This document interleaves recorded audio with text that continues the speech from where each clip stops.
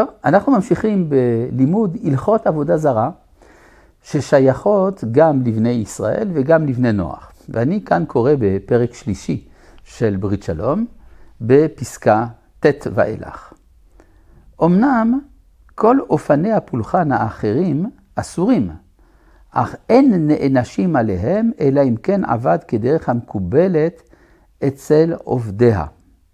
זאת אומרת, אם למשל אדם זרק אבן למרקוליס. מרקוליס זה השם הקדום למרקוריוס, האל הרומי.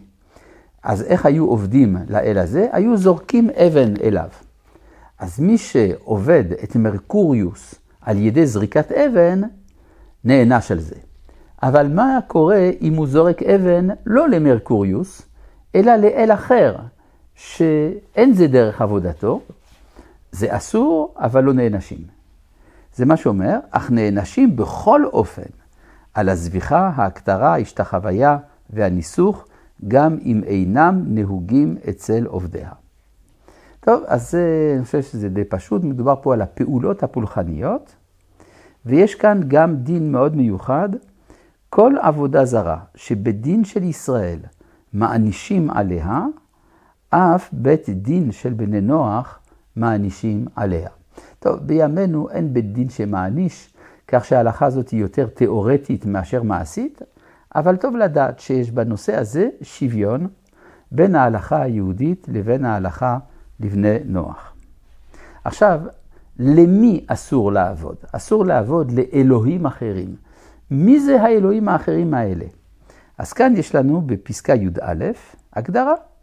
האיסור כולל עבודה לכל כוח, בין רוחני ובין גשמי. כלומר, אדם, למשל, אם הוא עובד להר או לבעל חיים, כפי שנוהגים במספר מדינות עדיין, אז זה ברור שהוא עבד כאן לאלוה גשמי, זה נקרא עבודה זרה. מה עם ישות רוחנית? הוא מאמין באיזושהי ישות רוחנית שאין לה גוף, אבל זה לא מי שברא את העולם. האם מותר לעבוד לישות כזאת? התשובה היא גם כן לא. כן? אי אפשר לעבוד למלאך. אפשר להגיד, אבל רגע, מלאך הוא קיים. מה עם דמיון? אדם מדמה איזושהי ישות רוחנית שלא קיימת. האם גם זה עבודה זרה? התשובה היא שכן. בין שהוא קיים במציאות ובין שהוא פרי הדמיון בלבד.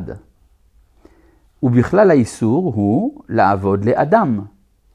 בכל אחד מהאופנים המפורטים לעיל, גם אם העובד סבור שאותו אדם או אותו כוח איננו נברא כי אם בורא.